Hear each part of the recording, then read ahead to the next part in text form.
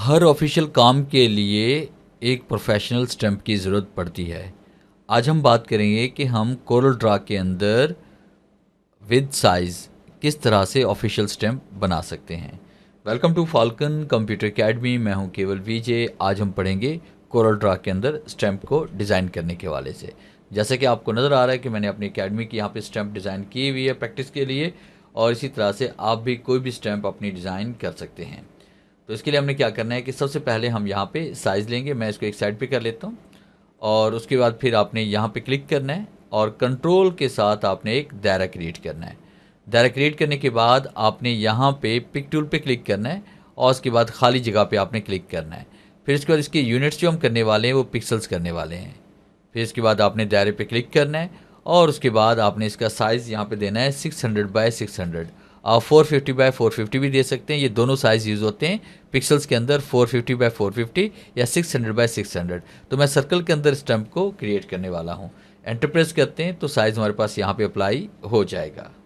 फिर उसके बाद इसको करीब लाने के लिए F2 प्रेस करते हैं, और यहाँ से हम इसको करीब करके देख सकते हैं। फिर आपने किसी भी कोने पे क्लिक करना है, शिफ्ट प्रेस करनी है, और यहाँ पे राइट क्लिक करके आपने इसकी कॉपी इस तरह से क्रिएट करनी है, जिस तरह से मैं यहाँ पे कर रहा हूँ। कॉपी क्रिएट करने के बाद आप इसका साइज़ अपनी मर्ज़ी से आप कम या ज़्यादा भी कर सकते हैं। जिस तरह मैंने यहाँ पे शिफ्ट के साथ इसका साइज़ थोड़ा सा ऐसे बढ़ा दिया इस तरह से। फिर उसके बाद हमने क्या करना है कि यहाँ पे राइट क्लिक करेंगे इस ब्लू कलर पे। आप अपनी मर्ज़ी का कोई भी कलर अप्लाई कर सकते हैं, ब्लू भी कर सकते हैं, ब्लैक भी कर सकते हैं। तो दोनों को मैंने ब्लू कलर दिया, और उसके बाद फिर मैंने क्या किया, ऊपर वाली लाइन पे क्लिक किया, F12 प्रेस करते हैं, और यहाँ पे मैंने इसका साइज़ दे दिया 8 पिक्सल्स, और फिर उसके बाद मैंने इसको ओके कर लिया। खाली जगह पे क्लिक करते हैं, दरमियान वाले पॉइंट पे क्लिक करते हैं, F12 प्रेस करते हैं, और यहाँ पे इसका साइज़ हम कर लेते हैं 4 पिक्सल्स, और इसको ओके कर लेते हैं। फिर यहाँ पे क्लिक करें, शिफ्ट के साथ आपने राइट क्लिक करके इस तरह से आपने इसकी एक कॉपी क्रिएट कर लेनी है। और फिर उसके बाद आपने रेक्टेंगल पे आना है टूल बॉक्स से, और यहाँ पे एक रेक्टेंगल आप क्रिएट करेंगे इस तरह से। फिर आपने पिक टूल पे क्लिक करना है, और शिफ्ट के साथ आपने इस छोटे वाले दायरे पे क्लिक करना है। फिर कीबोर्ड से C और E प्रेस करेंगे ताकि ये जो सर्कल है हमारे पास वो सेंटर में आ जाए। फिर इसके बाद खाली जगह पे क्लिक करें, ऊपर वाले बॉक्स पे क्लिक करें, शिफ्ट के साथ नीचे वाले दायरे पे क्लिक करें, और उसके बाद इसको आपने ऊपर ट्रिम कर देना है। ट्रिम करने के बाद खाली जगह पे क्लिक करें, फिर इसके बाद इस बॉक्स पे क्लिक करें, इसको यहाँ से डिलीट कर लें। कुछ इस तरह की शेप्स बनकर आपके पास तैयार हो जाएंगी। फिर उसके बाद आपने अपनी कंपनी का यहाँ पे नाम लिखना है। जैसे मैं यहाँ पे इसमें एकेडमी का नेम टाइप कर रहा हूँ, जैसे मैंने टाइप कर लिया फाल्कन कंप्यूटर एकेडमी। और उसके बाद फिर यहाँ पे पिक टूल पे हम क्लिक करेंगे, और यहाँ पे हमने एक फाउंड यूज़ करना है जिसका नाम है बीबेस न्यू, और यहाँ पे क्लिक करते हैं, और उसके बाद इसको यहाँ पे रिसाइज हमने कर लेना है इस तरह से। फिर उसके बाद आपने इसमें अगर गैप बढ़ाना चाहते हैं तो आपने शेप टूल पे क्लिक करना है, और थोड़ा सा गैप भी आप इसमें ऐसे बढ़ा सकते हैं शेप टूल पे क्लिक करके, या फिर कीबोर्ड से F10 प्रेस करके।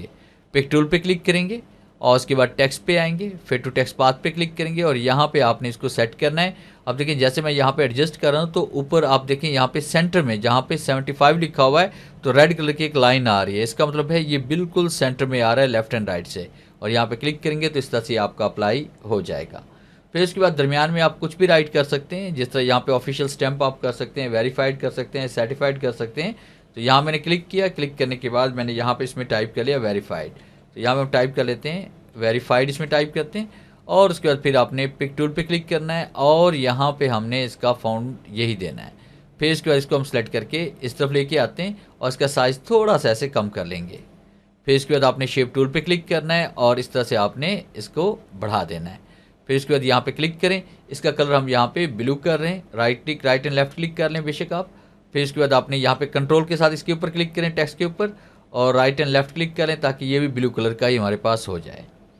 फिर उसके बाद आपने F2 प्रेस करके इसको करीब से देखना है, और उसके बाद यहाँ पे क्लिक करके कंट्रोल के साथ आपने इसको थोड़ा सा ऊपर लेके जाएंगे ताकि टॉप एंड बॉटम की स्पेसिंग जो है वो इक्वल रहे।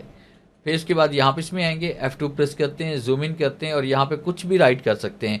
जैसे फ़र्ज़ कीजिए कि मैं यहाँ पे कॉपी बना लेता हूँ, क्लिक करते हैं, कंट्रोल D प्रेस कर लें, या यहाँ पे क्लिक करके कंट्रोल के साथ नीचे लेके आएँ और राइट क्लिक कर लें, इसकी कॉपी क्रिएट हो जाएगी।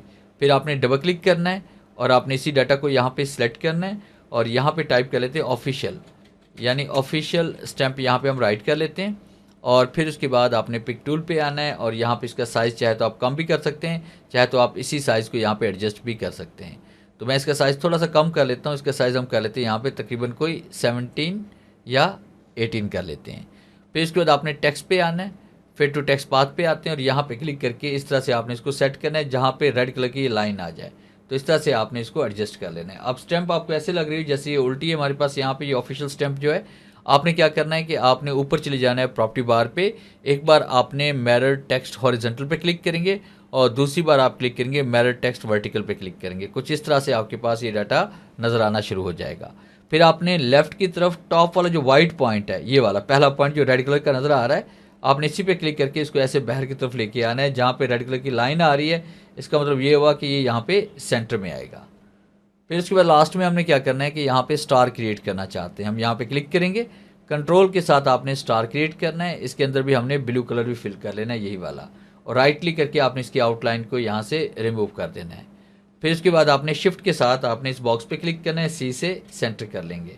खाली जगह पे क्लिक करें, यहाँ पे क्लिक करें, कंट्रोल के साथ नीचे लेके आएँ, राइट क्लिक और आपने इसकी कॉपी क्रिएट कर लेनी है। तो इस तरह से आप एक ऑफिशियल स्टैम्प बड़ी आसानी के साथ क्रिएट कर सकते हैं। आप इसको पीएनजी में फॉर्मेट कर लें, चाहे तो आप इसे सॉफ्ट कॉपी के लिए यूज़ कर सकते हैं, चाहे तो आप इसको प्रिंट करवा कर आप इसे हार्ड कॉपी के तौर पर भी यूज़ कर सकते हैं। तो ये था मेरा आज का लेक्चर जिससे मैंने आपको पढ़ाया कि आपने एक ऑफिशियल स्टैम्प किस तरह से डिज़ाइन करनी है। उम्मीद है आज के इस लेक्चर में ज़रूर कुछ नया सीखने को मिला होगा। वीडियो अच्छी लगी है तो इसे लाइक कीजिए और अपने दोस्तों के साथ शेयर कीजिए। मिलते हैं हम नेक्स्ट लेक्चर में, तब तक के लिए गुड बाय।